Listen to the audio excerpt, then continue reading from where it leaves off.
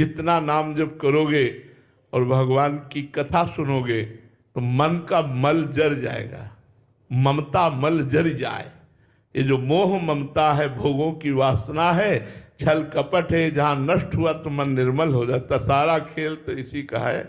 अरे बहुत कठिन है, मन निर्मल कर पाना बहुत कठिन है। इसलिए हम जैसे पतित हैं भगवान की शरण में, यही बात हमें अच्छी लगती है। हम मन को निर्मल करके भगवान को समर्पित कर पाए। यार बच्चापन से लगे हैं, एक सेकेंड इसकी बागडोर ढीली हुई कि वही संसार, वही भोग था, वही नरक, बहुत दुष्ट है।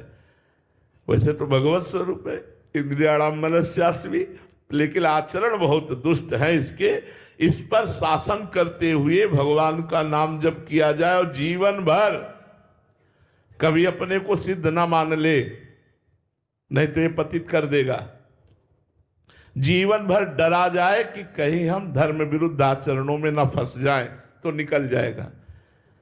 एक संत भगवान भिक्षा मांगने जाते थे तो गांव के किनारे एक वैश्या का घर था। वो पूछती है, बाबा तुम्हारी दाढ़ी पवित्र कि मेरे बकरे की दाढ़ी अच्छी? वो कुछ नहीं बोलते। एक दिन वो बहुत बीमार थे, मरने का समय आया। उन्होंने अपने शिष्यों से कहा उस बेटी को बुलाओ, और वैश्या को बुलाया, कहा बेटी मेरी दाढ़ी पवित्र।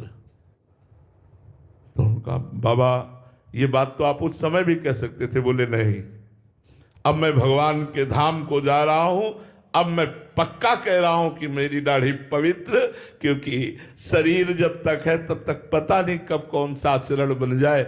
इसलिए जीते जी हम नहीं कह सकते, मरने की दशा में कह सकते कि अब हम पवित्र हैं। मन